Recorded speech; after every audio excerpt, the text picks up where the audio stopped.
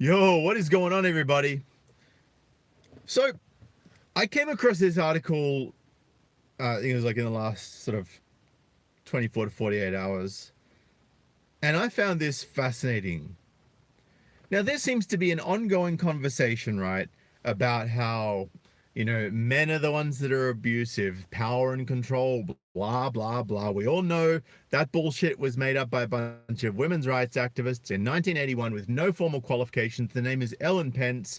She even admitted in her book, which I have a copy of, by the way, feminists, that admitted that they all engaged in ideological practices and that the findings that they published did not represent the experience of men or women who had undergone the case studies. So in short, the Duluth model is a bunch of bullshit, which is the basis for almost all domestic violence legislation in every state of every developed country at this point in time. That's the grip that feminists have on us, and that's why men and fathers are getting fucked over. And that, ladies, is why nobody wants to marry you anymore. Because it's not that you will do it, it's that you could do it if you wanted to, and we don't know if you'll ever want to do it or not, and neither do you until you want to, by which time it's too late for us. I'm just saying. Anyway, police warn of huge rise in women committing Cinderella abuse as domestic attacks by stepsisters quadruple. That means fourfold, baby, in just 10 years. Now, for those of you who don't know the Cinderella story because you've been living under a rock or you've had no internet access or TV for the last 40 years, Cinderella is basically the story of a stepsister who is treated badly by her older stepsisters, and then, she ends up being the one that gets swept away by the prince, but she has to return home by night. And anyway, search up Cinderella. That's Cinderella if you've never heard of it before. Long story short, what was happening in the movie Cinderella, which was where the stepsisters were basically being complete bitches to Cinderella, is exactly what's happening now. Right? And this is what happens when women decide to up and leave their husband. And we've seen multiple stories of women up and leaving their husband because they think that they're unhappy with their relationship.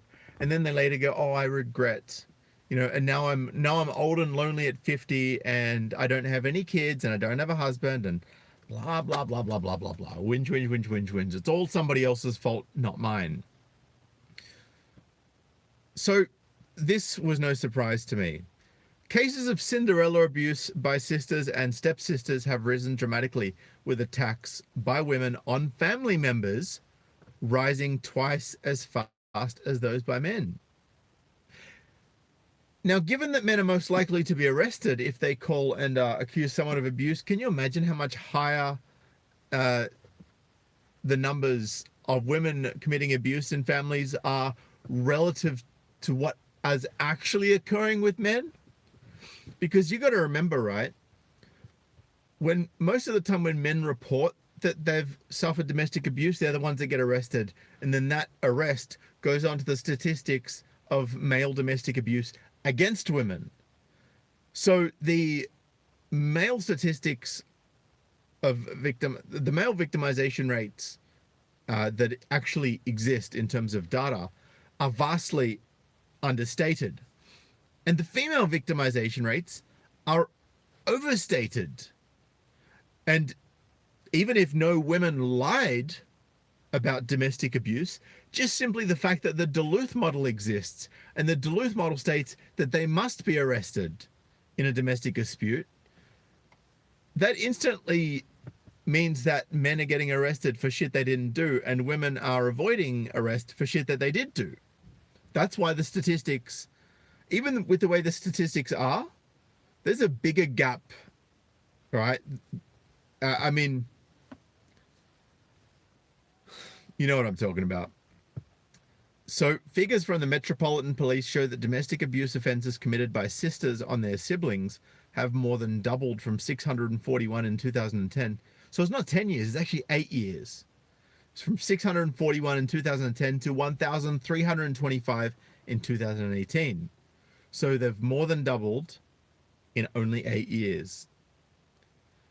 And incidents of abuse by stepsisters and half-sisters has more than quadrupled from 33 to 142 in that same time frame. Female perpetrators now account for 28% of cases compared with 19% a decade ago, though men are responsible for the majority of domestic violence incidents. Now, when we talk about majority, right, we're saying they've been reported as being responsible for more incidents that women have been reported for and been charged for. Because quite often women don't get charged. We've got female police officers that have been indoctrinated in this feminist bullshit at university while learning policing, and then being taught the Duluth model as part of their police training, and they're telling men to man up. Right? So it's funny, I see feminists all the time saying, oh, it's toxic masculinity that society tells men to just man up and not talk about their feelings. It's like, no, bitch, the police officers are telling men to man up because idiots like you and idiots like the people that you listen to are training the police in this. And it's interesting, right? I see people talking about the Duluth model in the chat. Everyone knows about it. Women know about it. Men know about it now. But the governments are too scared to say anything because that silent feminist minority, the feminist minority, are so fucking loud and so have such a stranglehold on the media that the media will attack and slaughter any potential candidate that is seeking to be in a position of power. And that is why they won't stand up against it. But what they don't realize is that if these people were to turn around and go, no, I'm not putting up with this feminist bullshit. I believe in equality for everyone. I'm not a men's rights activist, which is someone who advocates for men's rights. I'm not a feminist, which is someone who advocates for female rights advocates. I'm an egalitarian, straight down the middle. Right? And you might push for men's rights in areas where they don't have rights, which technically still makes you egalitarian. I mean, look, I'm all in favor of women in countries where they don't have equal rights having equal rights and equal opportunities. I'm in favor of that, right? Some of you may disagree with me. I'm in favor of that, okay? But when you start giving them special privileges that give you that give them an advantage over men, okay, I'm drawing the line right fucking there. Because, you know, look, we're all humans. And we all need to treat each other with decency. Feminism teaches people to not treat others with decency unless they agree with them. And that's the problem. Here we go.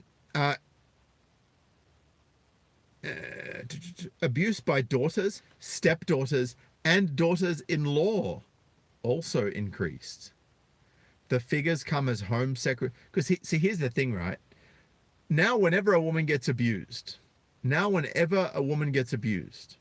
she goes and reports it. So what happens when it's a woman doing the abusing? Well, the woman gets reported because it was a woman that got abused. Roshi Sama says women's rights was a mistake. Well, sometimes I question whether the right to vote. Look, and I'm not saying that I'm advocating for women's rights to be revoked, because I've already stated my position.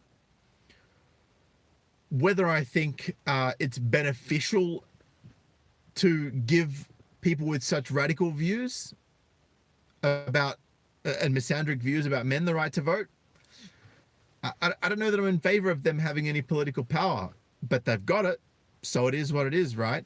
But it is incumbent on us as men to educate people to bring the red pill in a peaceful and calm and logical way that cannot be refuted, so that we can have these conversations with people that might otherwise vote based on their feelings rather than on logical facts, and on an honest conversation with another human being. And thank you very much to Sweet Padre for that $2 donation, brother. Appreciate it.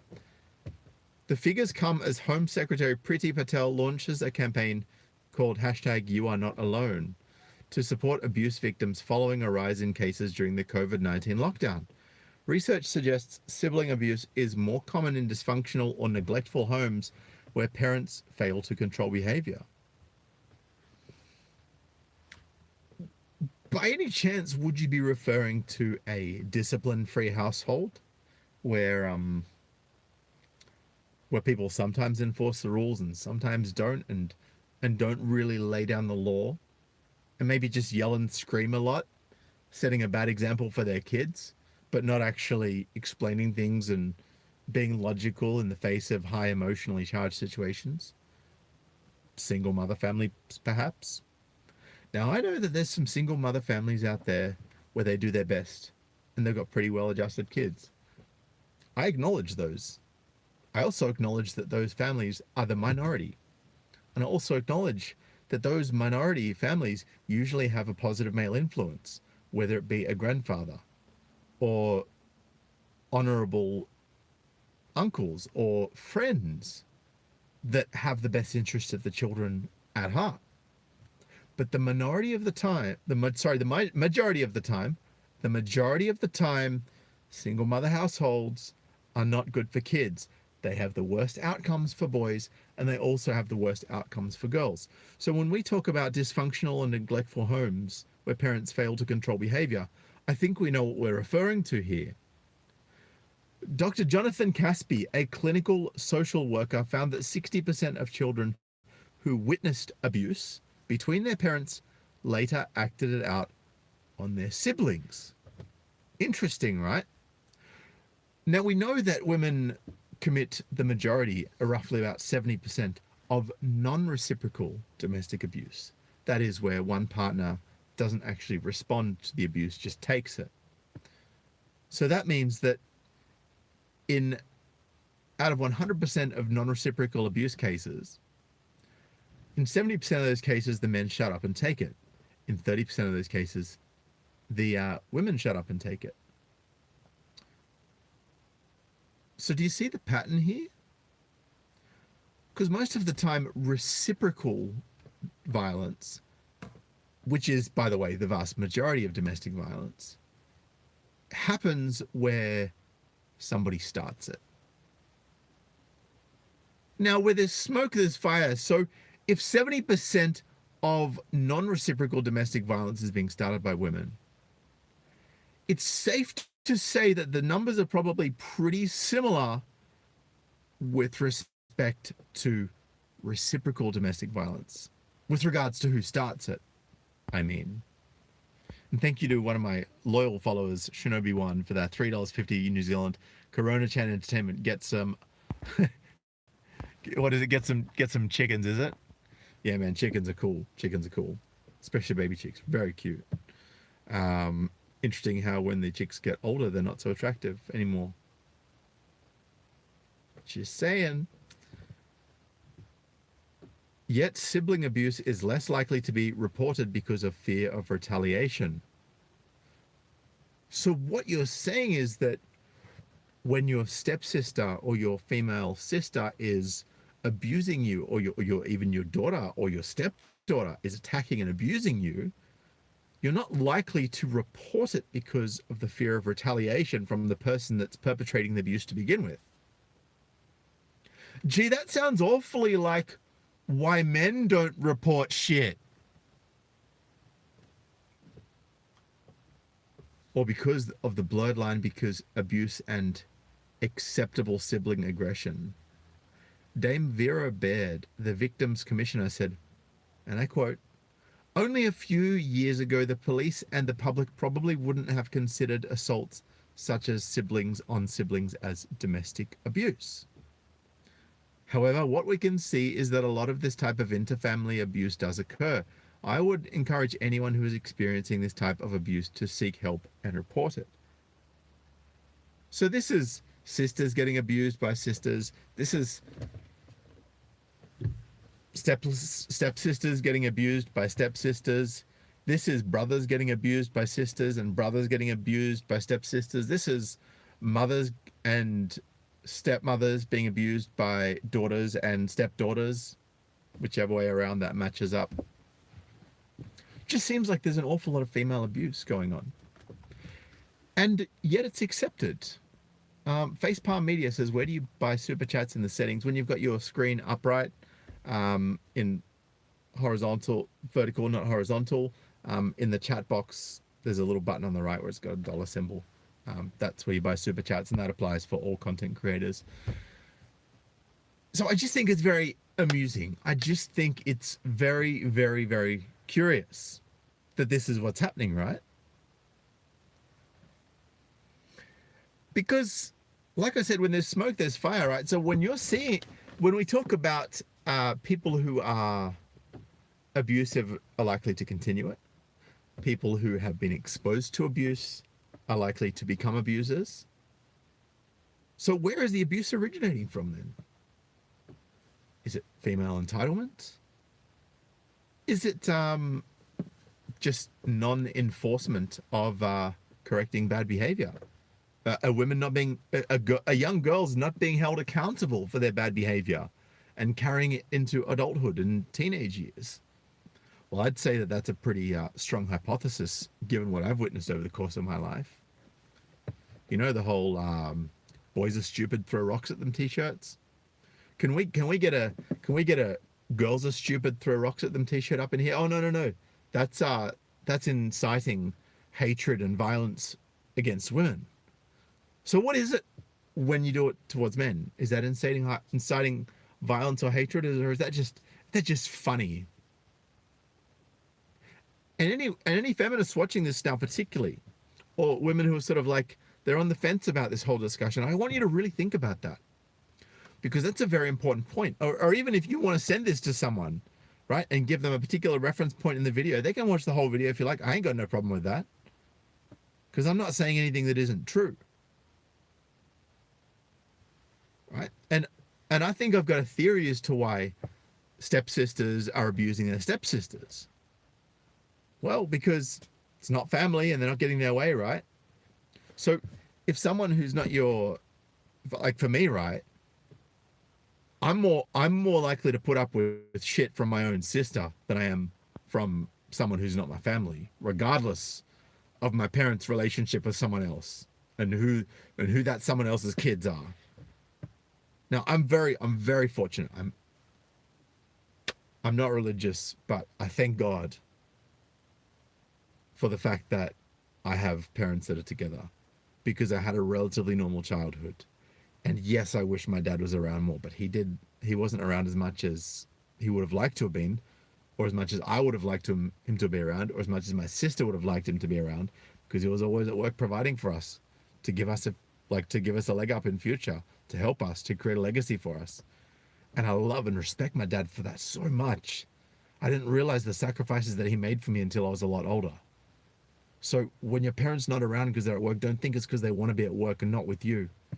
It's because either A, the other parent has said you need to go to work and make more money, or B, because they were sacrificing for you. Those are really those are the two overarching reasons why that would happen. There may be some anomalies or some abnormal reasons as to why that may be the case, but in the majority of cases, then those are the two reasons. And we've got people in the chat here saying, my older sister tormented me as a kid. Right? This is the whole point, right? When the sisters get everything, when the sisters get given everything by their parents, and they never get told the most important word in the English language, which is no, by the way. When the sisters get everything, and they're always spoiled, and they're never told no, what happens when they have to share it with someone else? What happens when someone else gets introduced into the mix and they have to accommodate for that person? Well, they're not going to accept anything but a no, right? So what happens when their brother or their stepsister or their sister says no to them?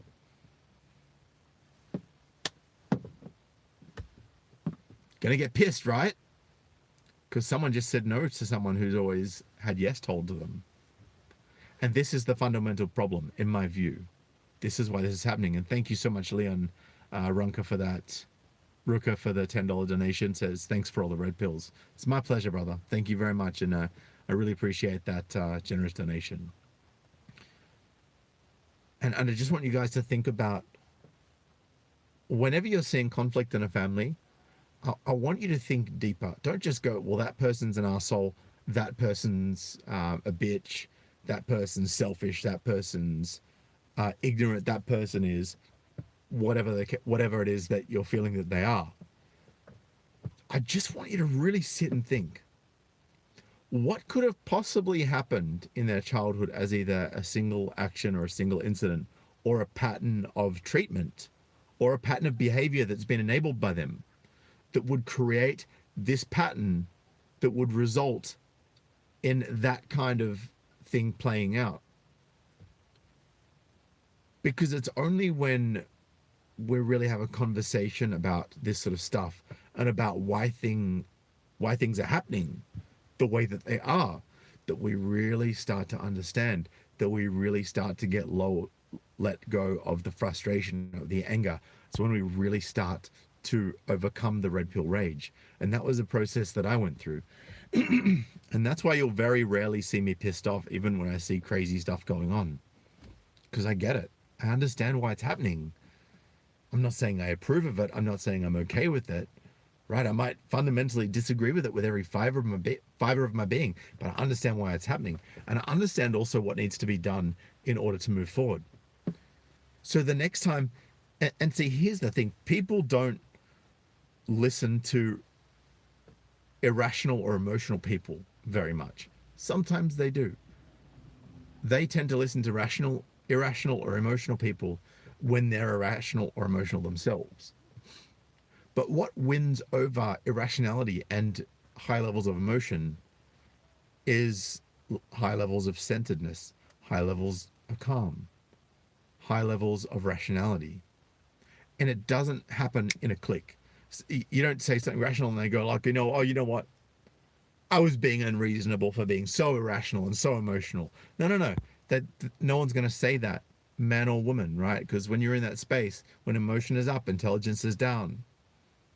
So whenever your emotion is up, guys, I want you to think about how you can reduce that and bring your intelligence up.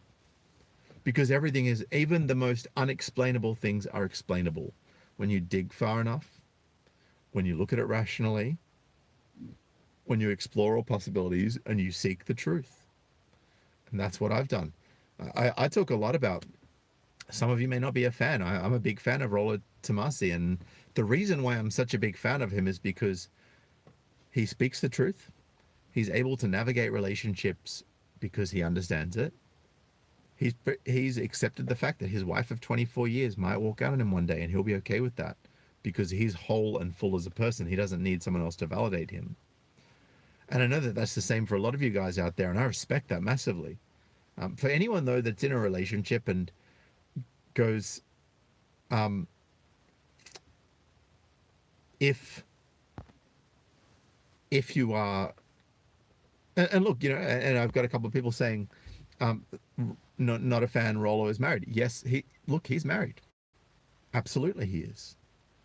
And he's not always had kind things to say about men going their own way. And I think we've kind of gotten a bit of a bad rap because there have been so many people that have said, I'm a man going my own way. Why am I getting a phone call here? Oh, hang on. Is this phone getting hot? Yep, sure is. Hope it doesn't cut out on me. Just going to blast it with the aircon. Fingers crossed. Fingers crossed. Hope that's not too noisy for you. So, yeah, look, I don't advocate for marriage for obvious reasons. You guys all know why. But Rollo also has a lot of words of wisdom for men, regardless of whether they're married or whether they're not. Right? And I love about him that he stays cool, he stays calm, he stays collected. Right? He's honest about what human nature is like, in the same way that I am. And he just calls it for what it is, and he says, well, shit, if I get divorced, I know what I was in for. I knew what I was in for, and I did it anyway, and that's my choice as a man. And I think all of us men, we need to accept that we need to take responsibility and know the consequences of the choices that we make as men. And that doesn't, I'm not saying just the consequences of getting married. I'm saying the consequences of taking a risk on the stock market, for example. Everything's a calculated risk, right? You should go into things knowing what you're in for. Right? If you're going to go work in a government department, know what you're in for with the feminist. Right? If you if you're going to let your kids who are risk takers drive your car instead of getting them their own one to learn in, know what you're in for. Okay? So that's what I'm going to say. That's just my thoughts. That's my opinions. And I think that, guys, fundamental thing to take from this, understand what you're getting in for. No female nature, no male nature. Also, by the way, just human nature in general, I think, is so important. Because there's going to be guys that piss you off. There are going to be guys that piss you off. Male feminists, they're one of the biggest cancers on society, in my opinion. But understand how they work and how to approach them and how to deal with them. That's my message for today. Anyway, guys, I'd love to know what you think. Leave your message in the comments below. This is the best way to support my channel is by liking, commenting, subscribing, and sharing. You can also support my channel by checking out Brave browser at sydneymctail.com/Brave. It's a really great alternative to Chrome with a lot more privacy, and it functions the same way. It's also quite fast. Anyway, guys, I'm out of here for now. I appreciate you all. I look forward to catching you in the next video. If you want to support me financially, check out the links below. But until the next video, big love and peace.